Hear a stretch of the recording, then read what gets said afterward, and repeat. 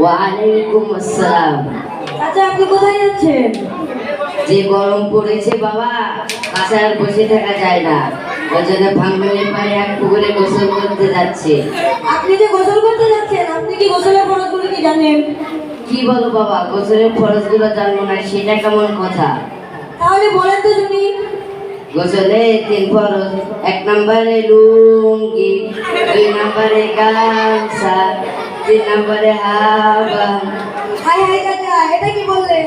এমন দিন গোসলের ফরজ কোরআন হাদিস আমি কোথাও শুনি না। তাহলে আমি যা বললাম সবই ভুল?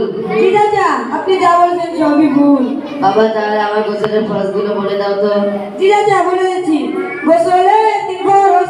1 নম্বরে কুলি করা, 2 নম্বরে নাকে পানি দেওয়া, 3 নম্বরে সমস্ত শরীর ধৌত করা। জি চাচা, বলে দিয়েছি। বাবা আপনি কোন মাদ্রাসায় পড়েন এবং কোন বিভাগে পড়েন? আমি হাজী আব্দুল আলিম তাফসীরুল কুরআন মাদ্রাসার হেড বিভাগে পড়ি। এই মাদ্রাসাটি কোথায় অবস্থিত? এই মাদ্রাসাটি কালিয়াকুর গাজীপুরে অবস্থিত। এই মাদ্রাসায় কোন কোন বিষয় পড়ানো হয়? এই মাদ্রাসায় যে সব বিষয়গুলো পড়ানো হয় তা হলো আরবি, হাদিস, কালেমা, দোয়া, মাসাইল, বাংলা, ইংরাজি, গণিত, সাধারণ জ্ঞান, ইতিহাস ও ভূগোল। এছাড়াও মাদ্রাসার শিক্ষার উন্নয়নের জন্য রয়েছে হ্যান্ড স্পোকেন, হ্যান্ড নোট, গজল ইত্যাদি।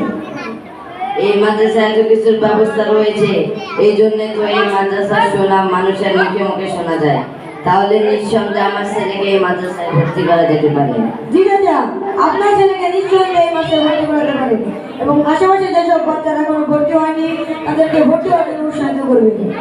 আজই বলবো আশেপাশে সকল অভিভাবকদের এবং তার বাচ্চাদেরকে আমাদের মাদ্রাসায় ভর্তি করা এবং আমাদের স্লোগান হবে স্কুলকে না বলি, মাদ্রাসাতে সবাইকে নিই।